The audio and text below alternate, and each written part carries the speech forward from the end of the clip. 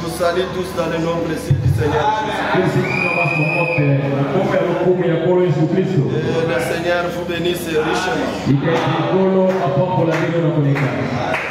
nous a protégés durant toute la semaine. Il a combattu pour nous. Il lui a pris de nous rassembler encore ce dimanche de la résurrection. Que le nom de notre Dieu soit loué à jamais. Et Dieu vous bénisse richement. Je vous salue tous dans le nom précieux du Seigneur. Amen. Est-ce qu'il y a ceux qui sont venus pour la première fois ici? Ceux qui sont venus pour la première fois, s'ils sont là, vous pouvez vous mettre devant. S'ils ne sont pas, nous devons passer. Nous avons des requêtes ici. Il y a une question aussi ici. Remerciement, gloire soit rendu à Dieu pour ce dimanche 15 décembre. Ajouter une année de plus à ma vie.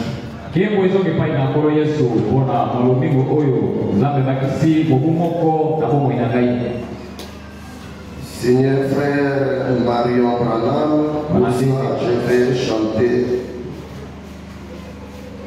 un cantique pour ça. Frère, tu vas chanter après. Donc nous courons derrière le temps. Donc à midi, les gens déjà se fatiguent. Et le sommeil commence à s'installer. Amen. Joyeux anniversaire, joyeux anniversaire, joyeux anniversaire,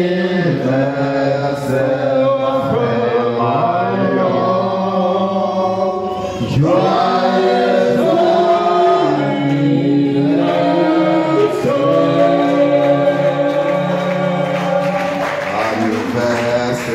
to you. Anniversaire to you. Happy birthday to you, brother Mario. Happy birthday to you.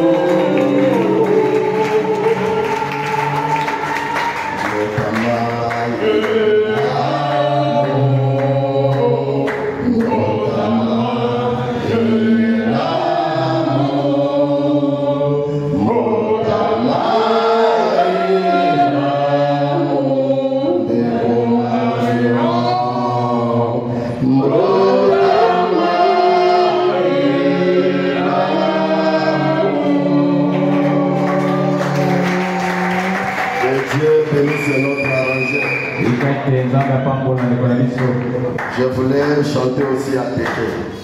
Mais je chantais en anglais. Amen. Si les mochis sont là, on devait aussi chanter avec eux. Seigneur Dieu Tout-Puissant, c'est toi qui as ajouté une année de plus dans la vie de mon jeune frère. Je te prie, oh Dieu, que tu puisses ajouter encore la longévité dans sa vie. Si c'est possible qu'il voie la seconde venue. Accorde-nous, Seigneur, le baptême du Saint-Esprit au niveau de l'âme.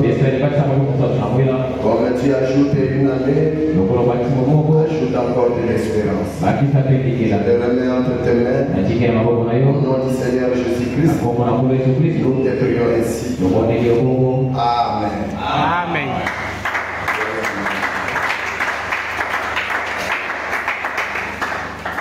Amen. Et le frère Marion va chanter après la prédication. J'ai une question ici. On vient de me donner maintenant. Question de savoir l'homme de Dieu, Shalom. À propos des enfants adultères. Ils ne verront pas. Ils n'iront pas tous au ciel.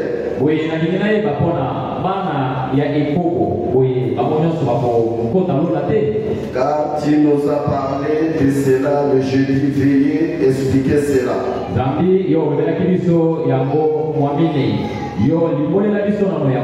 Veuillez expliquer cela en profondeur.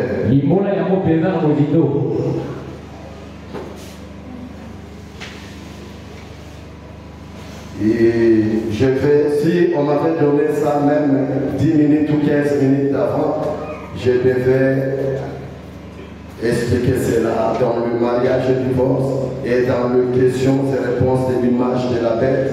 Il parle de cela. Amen. Donc je répondrai ça le dimanche si tout le monde se lève. Ne vous en faites pas. Dans l'Ancien Testament, les enfants bâtards ne rentraient même pas dans le temple de Dieu 4 générations.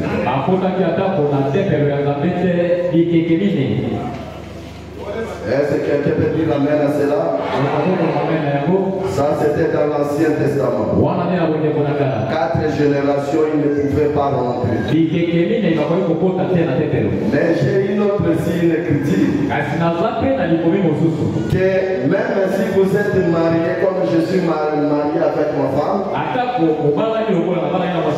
mais quand vous voulez faire l'enfant, vous devez prier.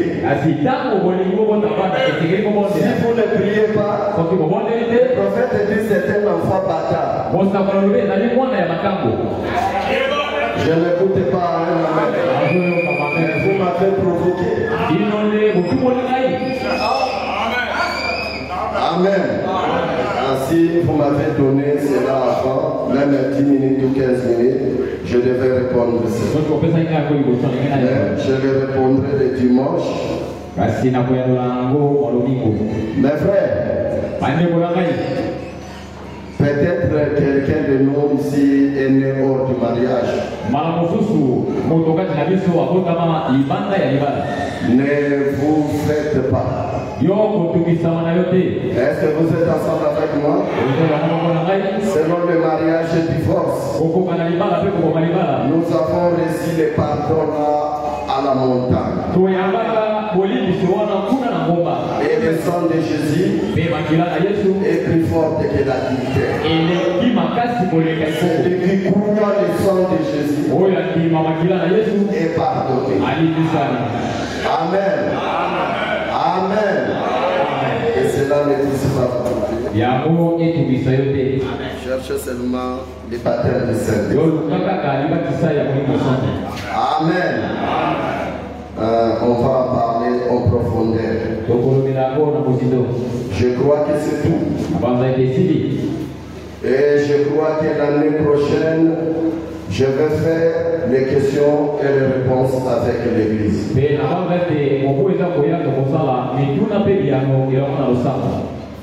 Amen. Je serai là devant vous. Posez-moi des questions de la parole. Ce que Branham a dit et ce qui est dans la Bible. Et on va répondre à cela. Que le Seigneur vous bénisse richement. Que le Seigneur vous bénisse richement. Je n'ai pas peur de me mettre debout et que vous me posez des questions. Amen. Peut-être il y a des pasteurs qui ont peur de cela parce qu'on le demandera toi avec la sœur là comment vous êtes.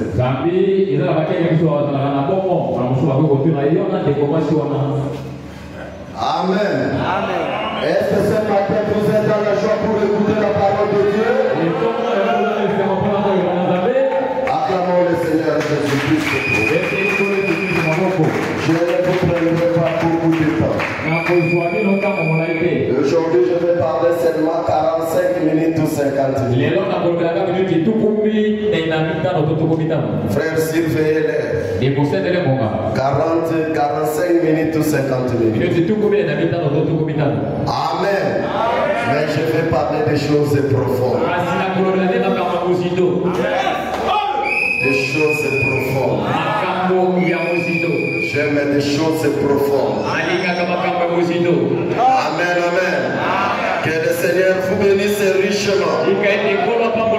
Si nous pouvons nous lever pour la lecture de sa parole. Prenez avec moi Romains chapitre 8. Commençons par les versets premiers. Il n'y a donc maintenant aucune condamnation pour ceux qui sont en Jésus-Christ. On fait la loi de l'esprit de vie. En Jésus-Christ m'a franchi de la loi du péché. Ah, c'est impossible à la loi parce que la chair a rendu sans force. Dieu condamna le péché dans la chair. En envoyant à cause du péché son propre fils dans une chair semblable à celui du péché. Dieu tout-puissant, l'auteur de la vie éternelle. Voici encore ce matin de la résurrection. Nous sommes venus encore recevoir le jugement. Parce que tu as dit de plus de Christ ne passeront pas par le jugement. Oh Dieu tout-puissant, maintenant nous voulons proclamer le jugement. Pardonne chaque péché. Tous ceux qui sont venus malades, qu'ils soient guéris au nom du Seigneur. Écarte-moi du chemin. Viens parle à travers mes lèvres. Bénis l'interprète de ce matin. Bénissez ton Christ ensemble. Merci Seigneur. Presse les pas de tes enfants qui sont au bout de la route. Enfin qu'ils viennent écouter les oreilles de sa parole. Merci Dieu Tout-Puissant. Parce que nous te l'avons prié. Au nom du Seigneur Jésus-Christ, nous te prions ainsi. Amen. Que Dieu vous bénisse richement. Vous pouvez vous asseoir. Que Dieu vous bénisse. Amen. Je parle de conduit par l'Esprit de Dieu. Écoutez, je lis dans Jéhovah Jireh de 1959 prêché. Le 1955, le 26 mars 1955. Paragraphe 57. Écoutez, quand le Saint-Esprit est descendu le jour de la Pentecôte, il a produit une église. Et frère, peu importe l'étiquette de la dénomination que vous partiez, si cet esprit-là qui a été détaché de Christ n'est pas déversé dans un homme, il restera le jour de l'avènement. Est-ce que quelqu'un peut dire amen à cela? C'est-à-dire le jour de la Pentecôte, Dieu voulait former l'église, mais il fallait que son esprit puisse se détacher de lui pour venir former une église. Et l'église de Dieu, c'est les gens qui sont remplis du baptême du Saint-Esprit. Alors Dieu a formé l'église. Le jour de la Pentecôte, 120 hommes et femmes étaient là. Ils avaient reçu le baptême du Saint-Esprit. Et le Saint-Esprit, c'est notre guide. Le Saint-Esprit, c'est celui qui nous conduit. Si un homme n'est pas conduit du Saint-Esprit, il ne verra pas Dieu. Il a envoyé le Saint-Esprit sur la terre. Lesquels vivent en nous. L'Esprit de Christ travailla en nous. Accomplissant les œuvres que Christ accomplissait. Maintenant, les mêmes vies faisant les mêmes choses. Et le monde extérieur se tient là et se montre. Les autres disent qu'il n'y a rien à cela. Certains cherchent à ridiculiser cela. D'autres reçoivent cela. Frère, c'est l'unique moyen par lequel Dieu peut donc faire de vous la postérité d'Abraham. L'esprit de Christ est entré à vous. Alors vous devenez la postérité d'Abraham. Vous êtes conduit par l'Esprit de Dieu. Est-ce que vous êtes ensemble avec moi? Est-ce que vous êtes ensemble avec moi?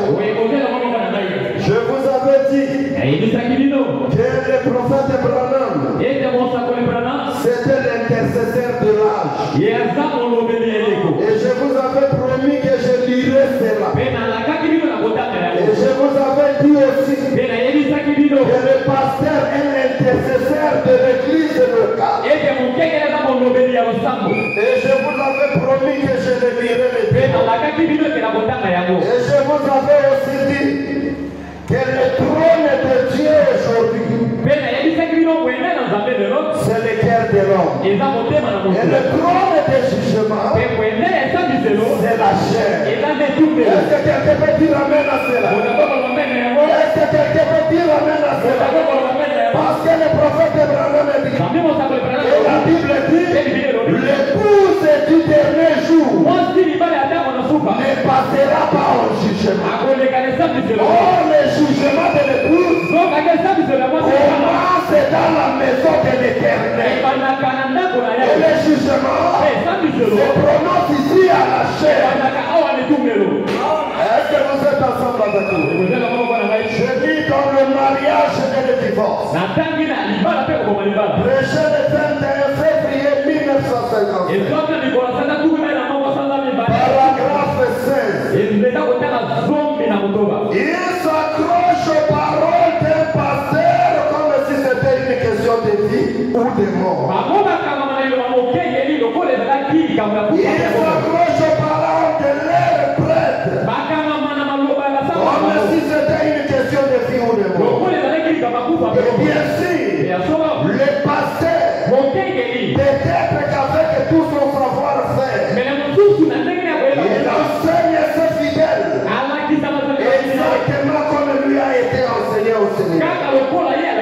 Sans doute que les prêtres aussi, dans les différentes religions, où il y a des prêtres, bien entendu, les pasteurs, et en effet, c'est un prêtre. Est-ce que vous êtes ensemble avec moi? Les pasteurs, c'est un prêtre de Dieu. Est-ce que vous êtes ensemble avec moi? C'est un intercesseur. Alors, si le prêtre avec tout ce qui lui est enseigné dans son séminaire, et dans le monastère, cet homme est profondément sincère. Il répète exactement ce qui lui a été enseigné. Il est l'intercesseur de cette église. Tel que je me tiens ici, je me tiens entre vous et Dieu. Est-ce que vous êtes ensemble avec moi? Parfois tu peux demander à Dieu quelque chose, tu ne le trouveras pas.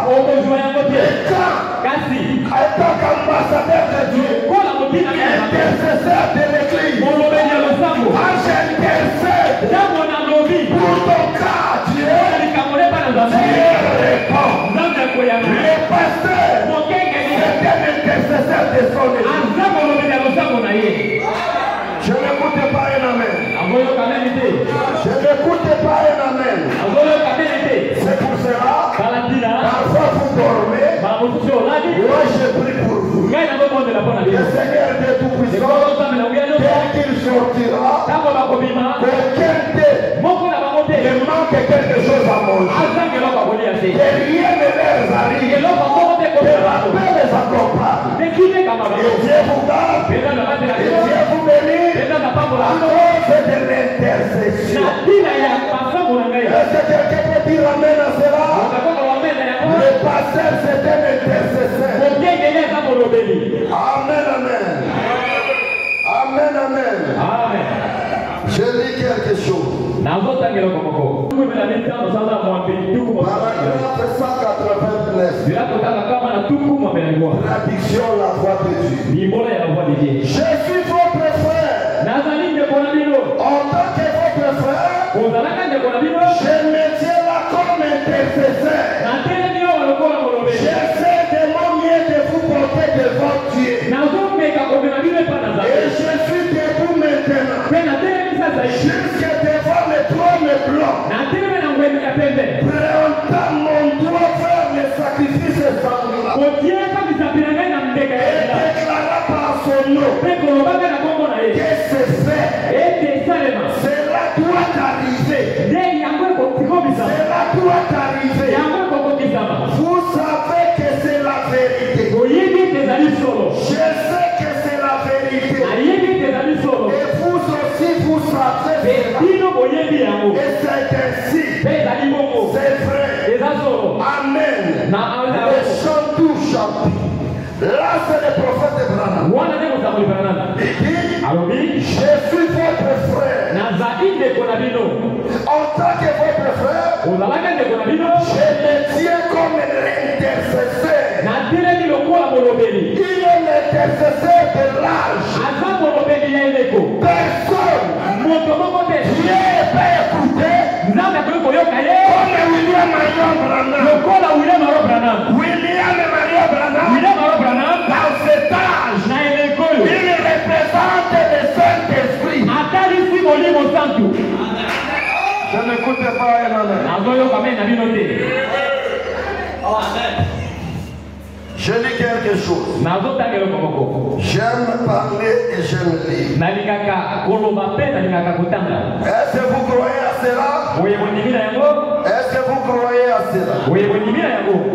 Je suis dans l'adoption. Deuxième partie. Paragraphe 9.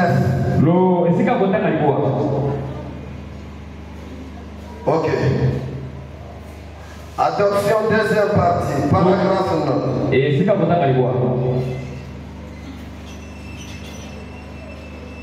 Écoutez, je commence par 8.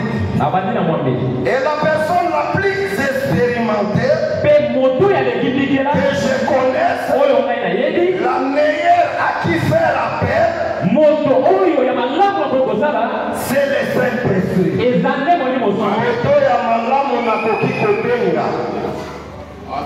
Et la personne la plus expérimentée que je connaisse, la meilleure à qui faire appel, c'est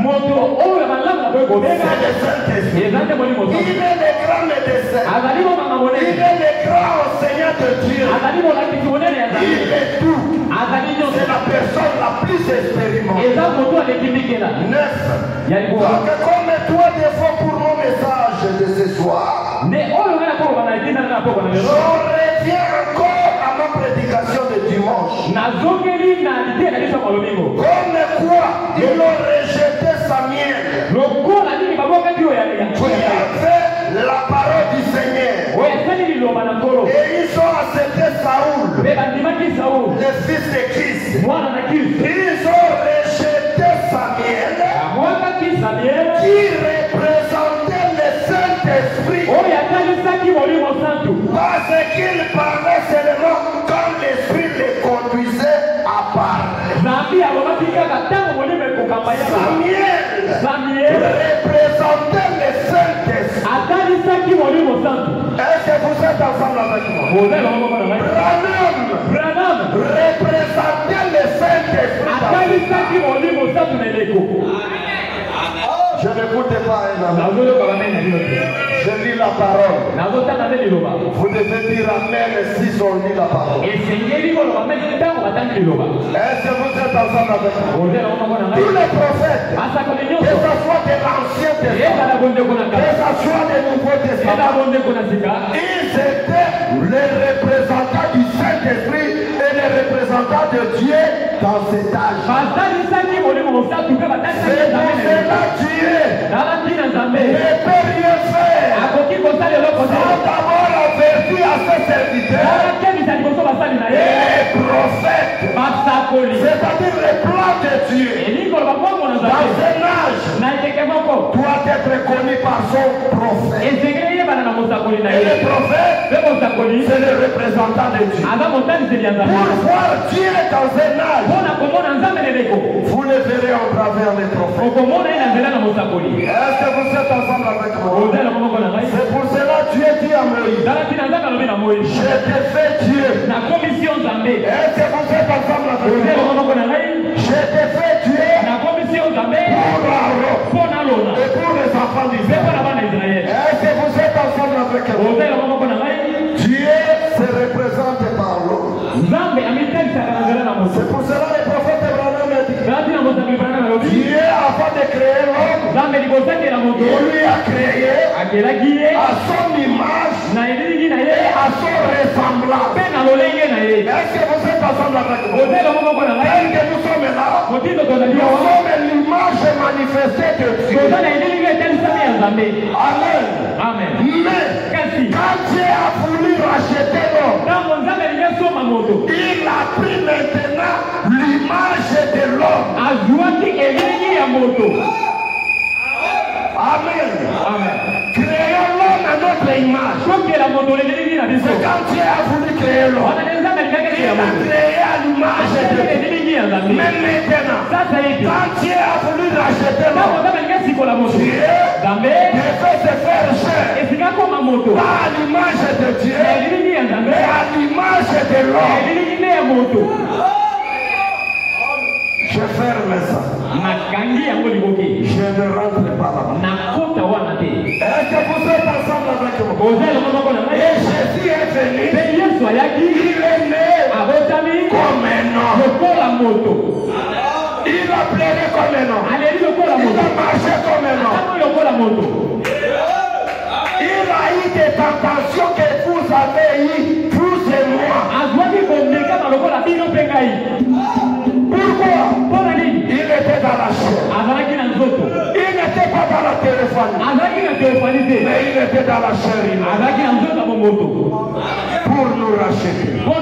Et il était à l'image de l'homme. Est-ce que vous êtes ensemble avec moi? Est-ce que vous croyez que William Marion Branham est l'intercesseur de l'âge? Est-ce que vous croyez que les pasteurs sont les intercesseurs de l'église? Amen. Amen. Amen.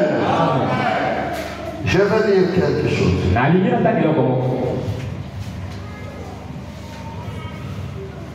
Écoutez. Je dis quelque chose. Ici. Je lis dans l'unité d'un seul Dieu dans une seule église. Paragraphe prêché le 21 décembre 1958. Paragraphe 110. Le trône de Dieu est dans le cœur de l'homme. Amen. Est-ce que quelqu'un peut dire amen? Mais comment vous devez être conduit si Dieu n'est pas dans le cœur? Et le même Dieu que nous adorons, ce n'est pas le Dieu qui est en nous, c'est le Dieu qui est en nous. Je n'écoute pas un amen. Amen. Écoutez. Le trône de Dieu est dans le cœur de l'homme. C'est là que nous devenons un. Un objectif est dans l'œuvre. Le trône de Dieu. C'est-à-dire, Dieu a quitté le ciel depuis le jour de la Pentecôte. Il n'a jamais rentré au ciel. Il est sur la terre. Dieu est où? Si vous voulez voir Dieu, Dieu est sur la terre. Est-ce que vous êtes ensemble avec moi? Et le trône de Dieu, il a quitté depuis le le ciel. Ce qui reste là, c'est seulement le corps. Et toute la plénitude et la divinité. L'esprit qui a créé le ciel et la terre. Oh, bien-aimé, ça ne se trouve plus au ciel. Ça se trouve sur la terre. Mais Dieu est où? Dieu est dans le cœur. Le Fils qui a le Saint-Esprit. Dieu aujourd'hui, il a fait son demeure dans le cœur humain. Amen. Amen. Amen. Amen. Amen. C'est pour cela la Bible nous dit pour peu de temps, le monde ne me fera pas. Mais vous me verrez. Je serai en vous. Qui sera en vous? C'est le Saint-Esprit. C'est la personne de Jésus-Christ. Il fait son demeure. Et aujourd'hui, le trône de Dieu, c'est le cœur de l'homme. Amen. Amen. Le cœur de Satan aujourd'hui, c'est le cœur de l'homme. Le trône de Dieu, c'est le cœur de l'homme. Si le Saint-Esprit est là, si le Saint-Esprit n'est pas là, qui est là? Est-ce que vous êtes ensemble avec moi? Et maintenant, nous avons déjà un homme rempli du Saint-Esprit et un homme charmé. Est-ce qu'on peut voir les œuvres de ces hommes? Prends-moi Galates 5, verset 22. Maintenant, nous devons manifester l'homme qui a Dieu. Quelles sont ses œuvres? Un homme qui est conduit par nous. Écoutez, Galates chapitre 5, le verset 22. Va vite, frère. Mais le fruit de l'esprit, c'est l'amour. L'homme qui a Dieu, qui a le Saint-Esprit, il a l'amour de Dieu. Il a l'amour de la parole. Continuez, frère. La joie. Il a la joie. Même si les choses ne marchent pas, il a la joie. La paix. Il a la paix dans son cœur. Il a la paix du Seigneur. Pas la paix comme le monde de l'Église. Mais il a la paix du Seigneur. Il n'a pas de problème avec les gens. Il n'a pas de problème avec son mari. Il n'a pas de problème avec sa femme. Il a la paix. Et la paix amène la bénédiction. La paix amène Dieu. Continuez, frère. La patience. Il a la patience. Chérie, ce mois-ci, j'ai pas eu de possibilité. Mais c'est moi qui viens. Je vais te donner. Elle a la patience. Quand les choses ne marchent pas dans le monde, elle a la patience. Continuez, frère. La bonté. Elle a la bonté. Elle fait du bien aux gens. Elle partage. Elle aime tout le monde. Même ceux qui la haïssent. Il doit l'aimer. Continuez, frère. Il a la bénignité en lui. Continuez. La fidélité.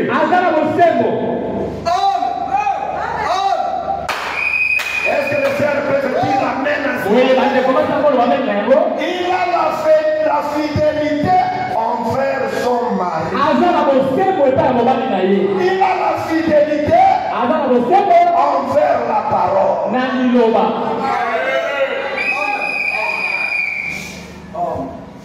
Et Écoutez. La douceur. La douceur. Frère, le signe qu'une femme n'est pas délivrée,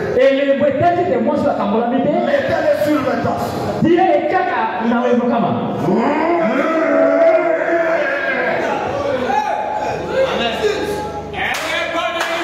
n'est pas délivrée.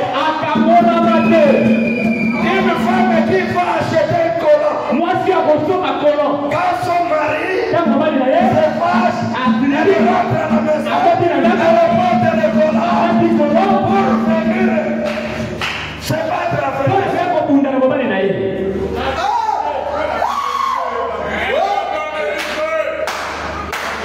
Je n'écoute pas elle. Ce n'est pas moi qui dis. C'est la Bible.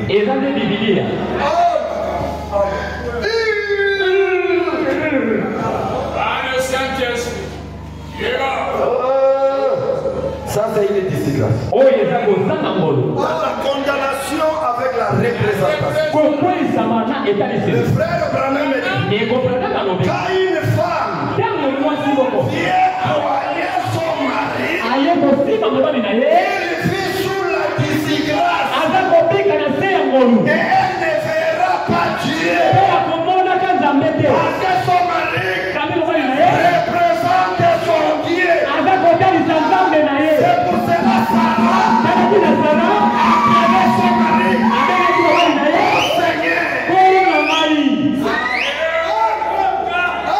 c'était par la révélation. Si tu ne respectes pas ton mari, je vous dis la vérité, tu ne verras jamais Dieu. Le prophète Branham dit, la femme a été créée pour l'homme. Non l'homme pour la femme. L'homme sera jugé à cause de sa femme.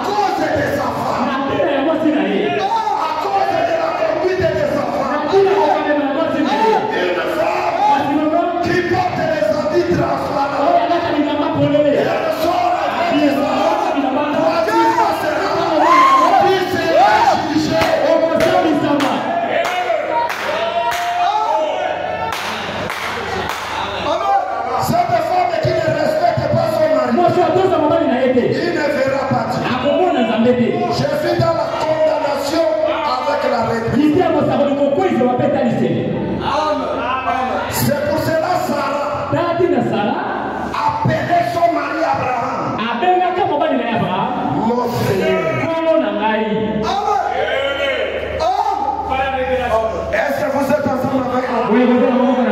Frère bien-aimé, la femme ne conduit pas la maison.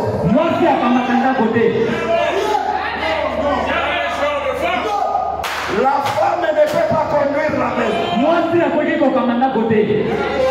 C'est l'homme qui conduit la maison. Et la Bible nous dit, Marie, aimez vos femmes. Est-ce que la Bible dit que femme aimez vos maris? La Bible dit, Marie, aimez vos femmes. Et femmes, soient soumises à toutes les choses.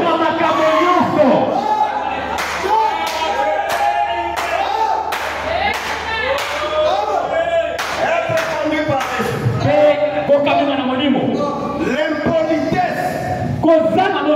ne vient pas de Dieu. Le premier être à être impoli, c'était Caïn.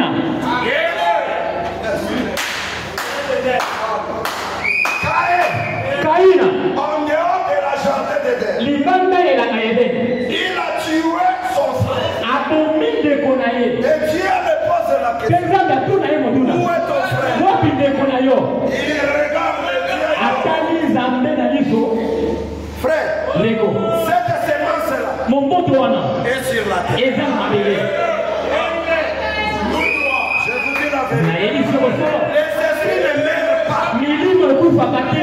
L'homme peut quitter, mais son esprit va hériter quelque chose. Quand il voit une femme, train d'orner son mari.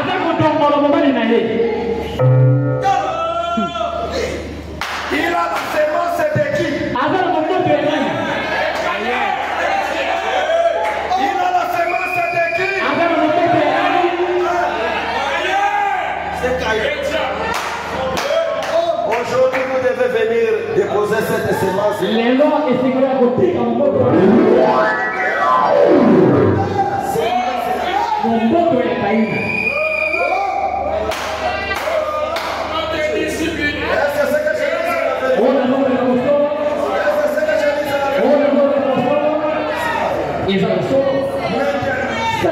Ceux qui sont conduits par l'esprit, ils sont là. Je ne peux pas faire mon mari dimanche. Cause de l'amour. Je ne peux pas trahir mon mari. Je ne peux pas trahir ma femme. Je ne peux pas la blesser. Je ne peux pas blesser mon mari. C'est ça la fidélité. Une femme infidèle. Je suis dans la sémence du cerveau. Une femme infidèle. C'est une poubelle sexuelle. Impie. Sale. Dégoûtant.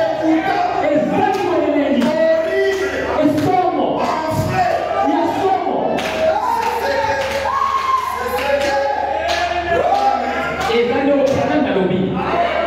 Et cette femme infidèle ne verra jamais Dieu. Jamais.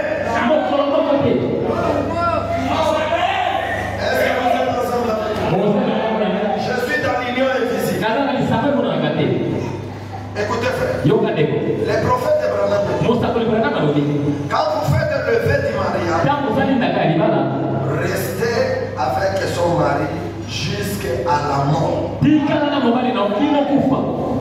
quand tu vois que c'est un assassin, un brigand, vous voulez te divorcer, ce n'est pas une mauvaise chose. Mais restez là, sans te marier. Je veux écouter un amen. Si tu te maries, Dieu enlève ton nom dans le livre de Dieu. Pour aller où?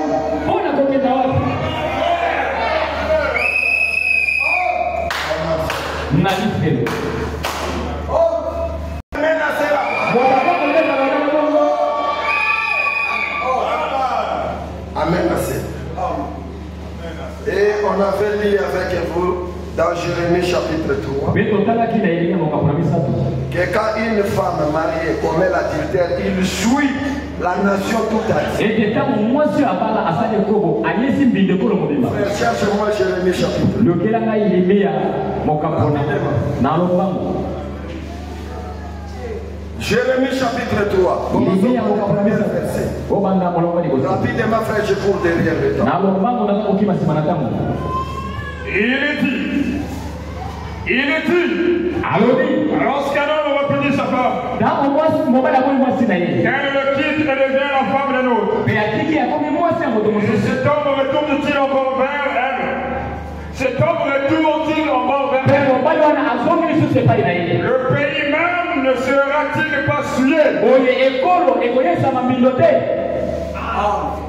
Amen. Ezate. Natuna ya kotuna. Eza makasi. Mwasi oyo abuki libala ake lisusu kozwa mobali mosusu umwasi oyo aza na libala ake kobima na mobali mosusu ekolo mobimba oyo ya Kongo eza souillé. Est-ce que c'est moi qui l'ai dit? Est-ce que c'est moi qui l'ai dit ça? Bon, ce qui est école eza souillé. Combien d'années la maison? Rien ne marchera dans ce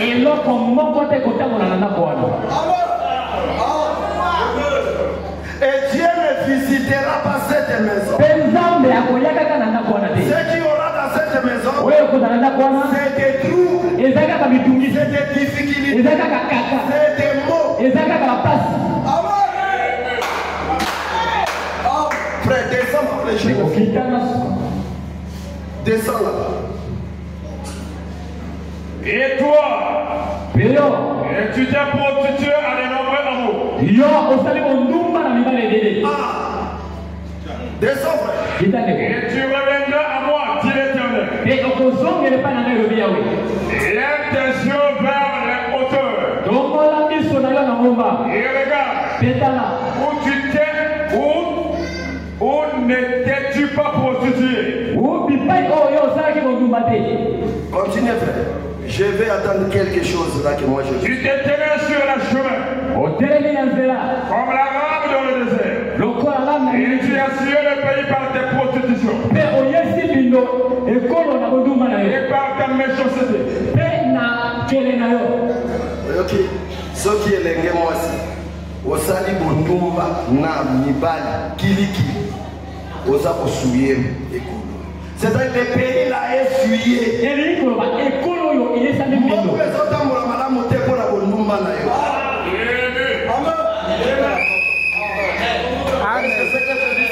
oyo nazongela mosomo Ce n'est pas moi, c'est le prophète. eza ngai te eza nde mosakoli te Oza na mobali. Yango ba crise oyo. Averde kangi kaka pona bondumba na yo. Ba sénateur bazofuta mate kaka pona bondumba. Frère, ozo seka mais c'est la vérité. eza bosolo Ce pays n'avance pas ekolo eza kokenda liboso te à cause de la prostitution. kaka na ntina ya kondumba Bongo ndako na yo nde kotambola.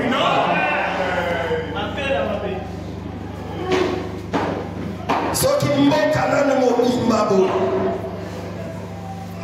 banzenze babimi kuna banyama ngo nini oyo baliaka bajardin basotere moto akundi boye balia cause na malédiction ya bondumba ozosala.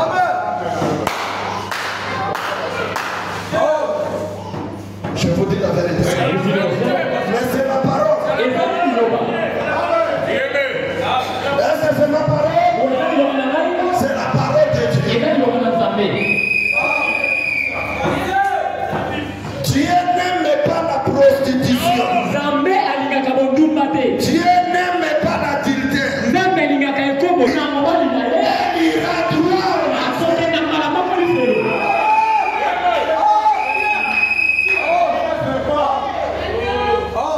Bamona kangai te. Ngana za choko. Nzamba zomona. Motema na yo pe témoin. Oko kendenisi. amen Dis le prophète et la Bible. pe ebibilia Frère, prends-moi la même main. Maintenant, l'homme est charnel.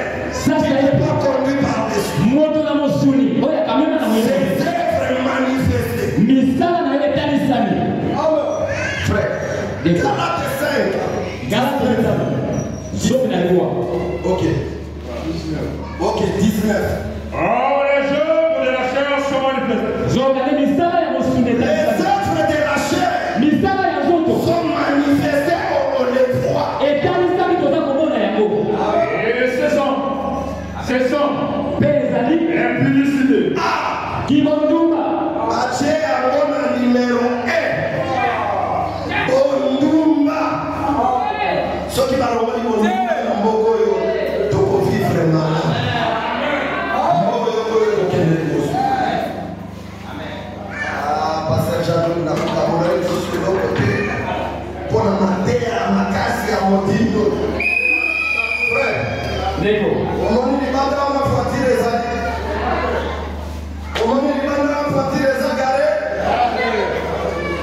Eza gare. Ngai problème na ngai. Nzambe ayebisi nga nayebisa bino vérité. Est-ce que vous êtes ensemble na kaka? oza maboko na ngai Problème na ngai nayebisa bino vérité.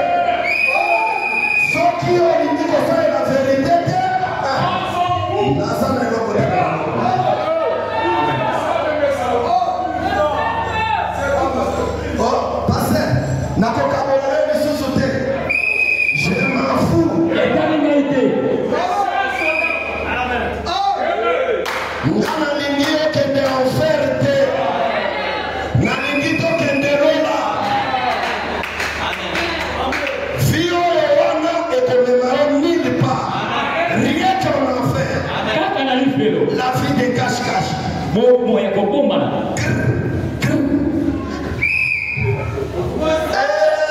Frère, ceux qui m'ont assis dans la bande, ma fauché wana. Et ça va faucher.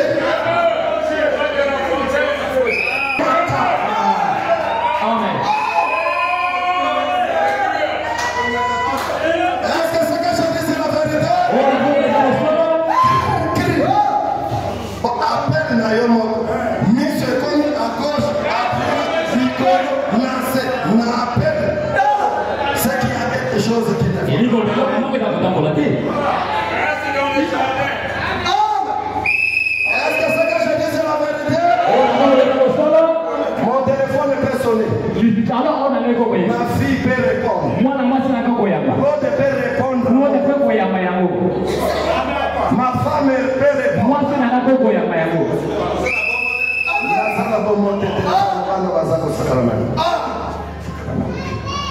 Il y a un téléphone là.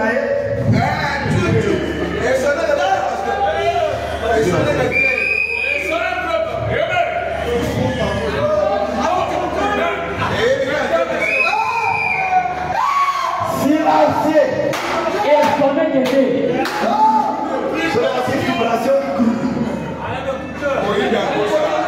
Mais on m'a invité. Est-ce qu'on m'a invité? Téléphone est ailleurs. C'est qui a. Et nous connaissons comment on fait.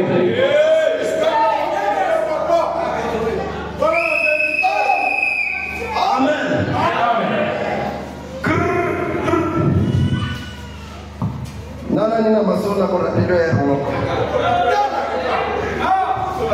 Mais solo la teyoka makambo yo.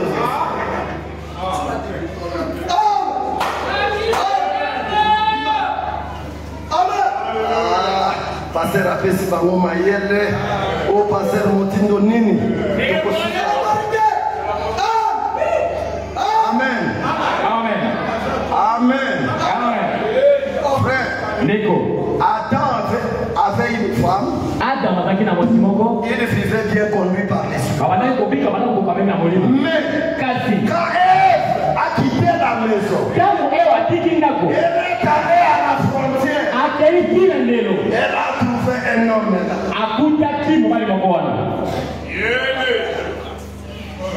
Un homme. Pasteur, vous voulez dire un homme? Oui, je dis un homme. Nani azana va brochira na téléphone là. Cherche-moi la condamnation par la représentation paragraphe 100. C'était un homme.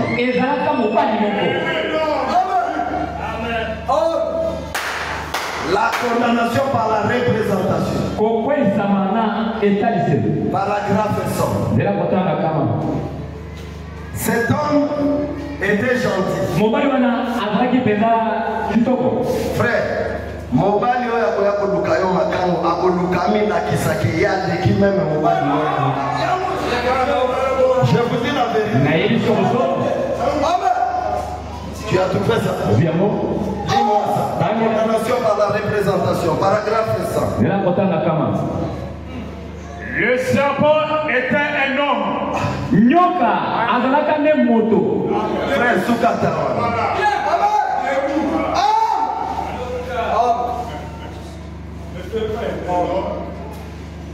Est-ce que quelqu'un peut dire amen? Bon, ce qui a zalaka moto te. Abota mona ngokae. Frère, Neko. je vous dis la vérité. Je suis votre père.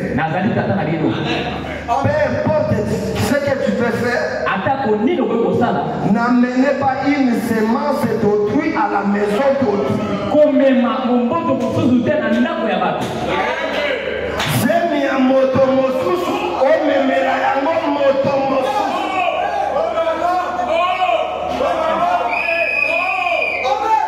On a évité. Nzamba zo memanga yo anana za koyeba. Parfois c'est un sorcier. Et il va venir détruire cette famille-là.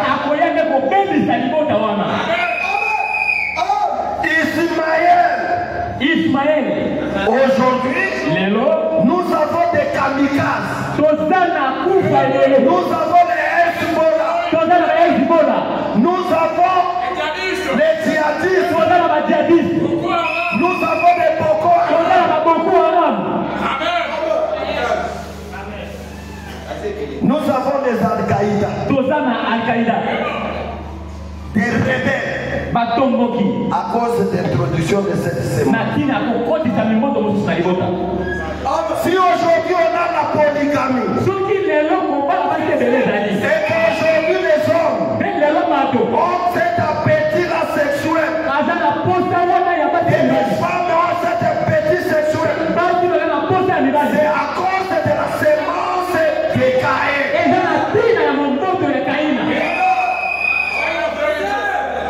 La première à avoir des femmes sur la terre, c'était le descendant de Caïn.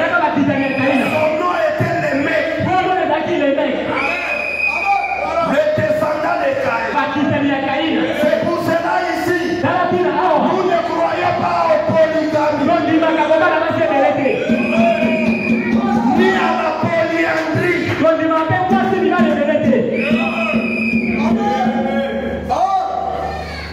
Oh, pasteur, moi je vais me dire, et j'ai une femme là, pasteur, toi tu es mon frère, je la loue la maison là-bas, et je vais officialiser ça. Frère Tokawad, nous sommes séparés. est-ce que vous êtes ensemble avec moi? Continuez frère.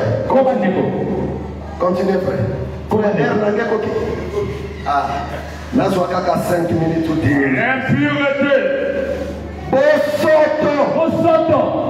Yoka non. Tango balobi bosoto ezande kozanga kosukola. Bosoto. Ma frère n'a pas d'émancipation.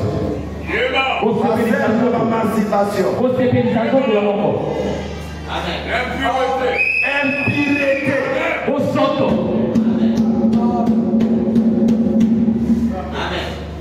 Oh, mosusu yaki ko confesser azalaki na ndako na eloko lokola ya mibali. Ça c'est quel comportement? On a pu nous aller. C'est impie. Ezali Bosoto. La dissolution. Kokabola bato. Continuez frère. L'idolâtrie. La magie. Les inimitiés. Makaka. Les conflits na bato. Les querelles. Koswana swana sero kakoswana kanaba kakoswana kanaba obunda sere dinero abunda. Ese biso tozo bunda nero na makofi. Oh ndemo pakano frère azo bunda bitumba ya makofi. Empire. Pakano. Continue frère. La jalousie. Zoua. C'est la frère.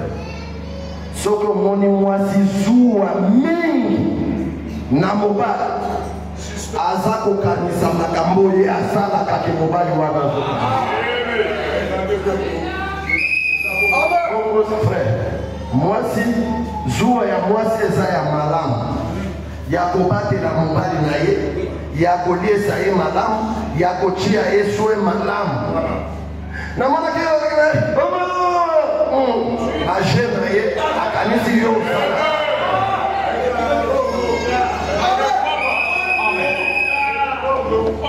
est-ce que c'est que je dis ça la vérité? Bible condamné la zuwa ya kilikiliwa osala zuwa oyo eza ya solo mais oyo omoni te kebeki wana na sentir mabe présence moko ya mabe. comme une phase. Ozokanisa makambo yosala. Peut-être la bête figure au la bête na kosa kaya. Moi c'est à cause de la joie.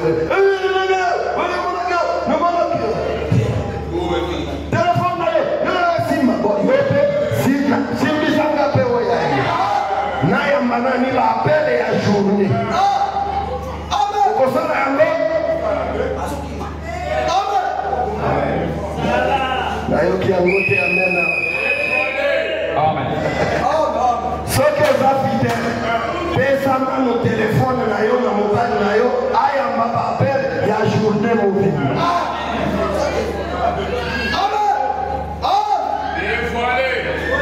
Est-ce que ça va ba ko sala ko ba semaine? Allô? Bobenga ngali susu te semaine kaka ngai moko na benga yo. Pour na pese téléphone na na mobile.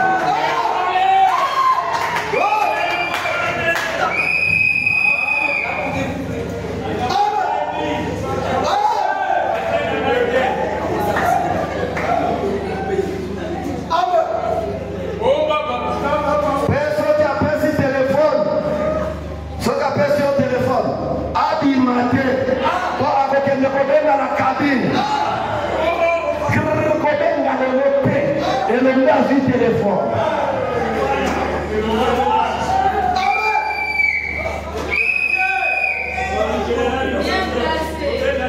Amen. Amen. Les animosités. Kibonyama. Bonyama, makamolokola nyama. Ameli masanga sule akomi kokwea kwea. Asuba kili bisika batoba. Bonyama. Les disputes, les divisions, les sectes, Kisologa, l'envie, Kolula, Kosa monene, akoma lokola mwasi asasu. Amone la makelele frère. Ya momoni mibali bazokwea ba afese, pona makelele ya basi. Lopango ezalaka mesiete akufa atikela nte lopango ezalaka mesiete akupona makere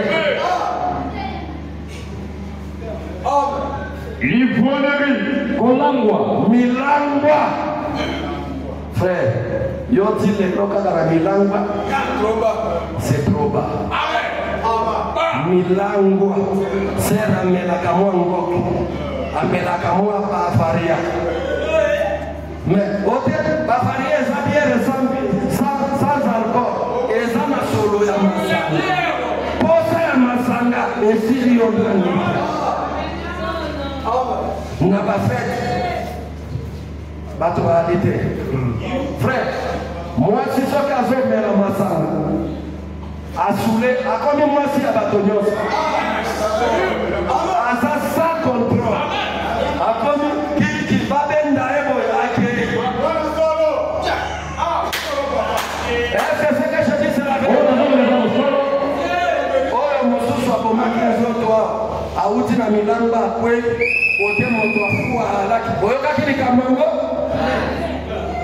banani bayokaki likambo yango akwe na kwiti moto afuwa alobi mwasi yeyo bayelinga ye wana na kututi tongo apa mukamilango esila atala amona fulu amona moto afuwa akenda aremarke awa ebebu nazonga nani nakende koverifie ayaka atala moto afuwa sheri oyeyi lisusu ake abomuso eloko nini esali aboma nzoto eloko nini esali akoma mwasi ya bato afu mwasi ya milangwa akopona mobali te ata aza mwasi ya libala okomona mwa eloko moko mwa indosore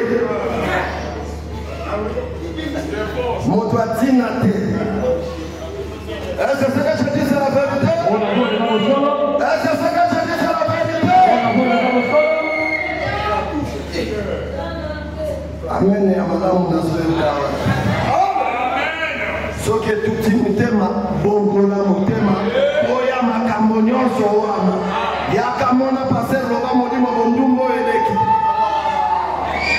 Na délivra qui se passait là au début. Bakoma kimia. Amen. Oh voilà. Frère. Neko. Et là comme sous la connaît de Sabino na solo na français na olo bana lingala pona boyo kangama. Et là comme sous la connaît na bino ezana bato ba hérita. Milimo ya kutime ya bamboka na. Amen. Est-ce que vous êtes ensemble?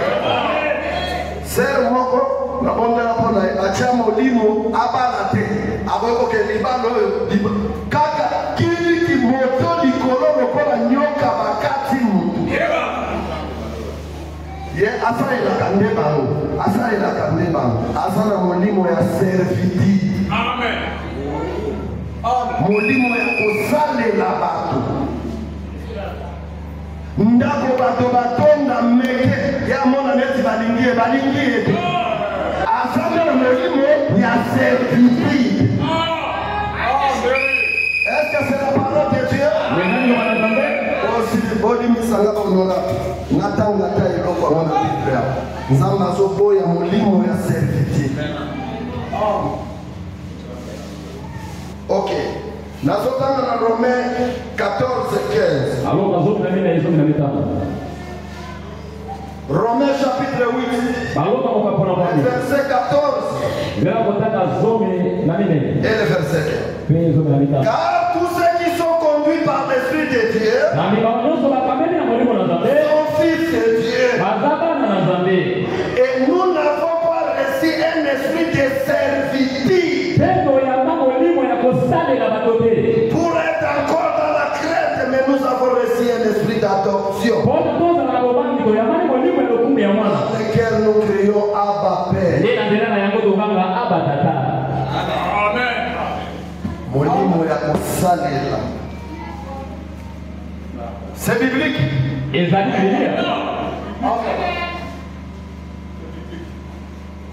que c'est biblique? Oui. Est-ce que c'est biblique? Oui.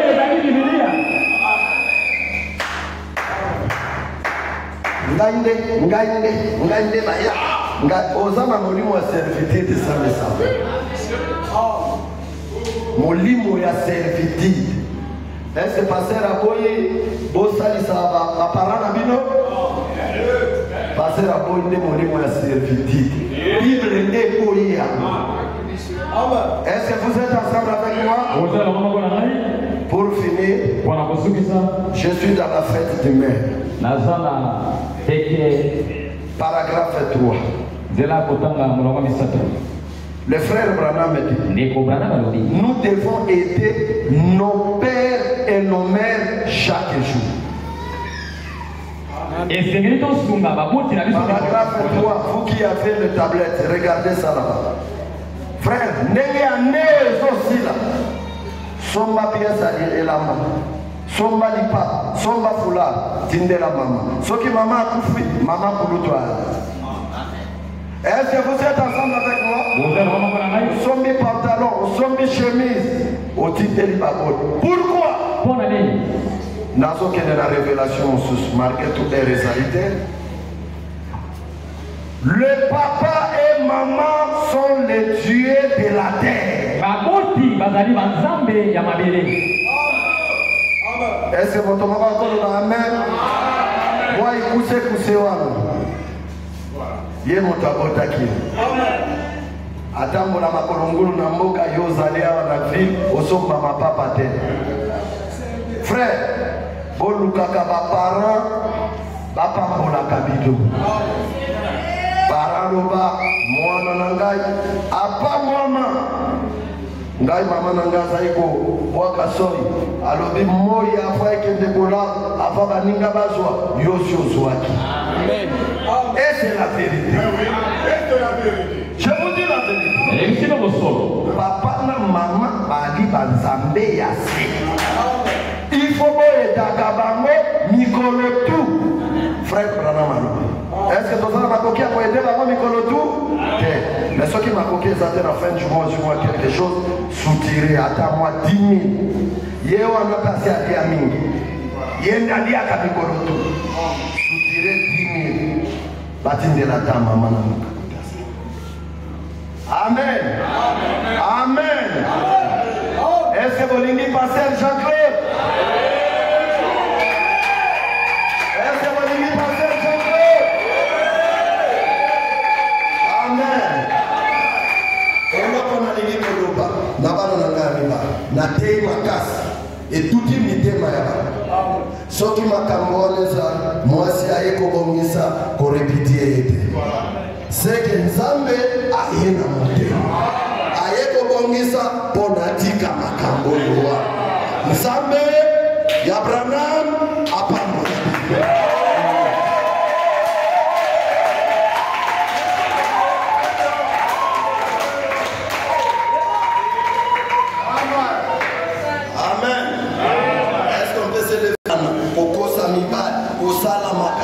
bakomonda kokonzi ya nzambe te oyo tina na yo akoyaka kasi awani oye oyoki liloba liloba yo etutima otika bombo yaka ezani okoyeba nzambe liloba etuti ozalaki na makambo wana bima na yango yaka komona paser loba paser sambela mpo na ngai nalingi lisusu bombo yoyo te mpe soki obongisi otika yango libelela. Amen. Amen.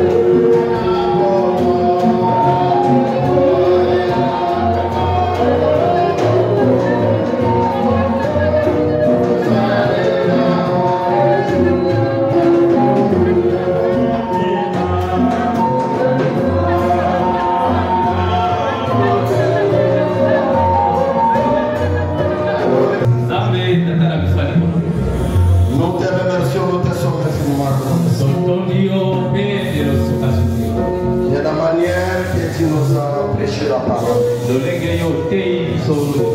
Merci Dieu Tout-Puissant. Quand tu parles de Dieu comme ça, c'est pour avertir ton peuple. Oh Dieu Tout-Puissant, à qui irons-nous encore? Cette parole qui a été prêchée, c'est pour nous avertir du danger qui arrive. Fais-nous sortir, Seigneur Dieu Tout-Puissant, et que nous soyons conduits par l'Esprit. Samson, quand il était conduit par l'Esprit, les Philistins ne résistaient pas devant lui. Oh Dieu Tout-Puissant, quand Samson a refusé la conduite du Saint-Esprit, oh Dieu Tout-Puissant, il échouait à tout ce qu'il faisait. Et un jour il était même mort. Ce que nous voulons, c'est la conduite du Saint-Esprit. Conduis-nous, Seigneur. Descends dans chaque cœur. Entre dans chaque cœur péché. Enlève chaque péché. Et tu vois le Saint-Esprit. Toi qui es le juge. Tu es le conducteur. Tu ne commets pas d'erreur. Oh Dieu Tout-Puissant, nous voulons cet esprit-là qui nous conduit droit à la parole. Que les malades puissent être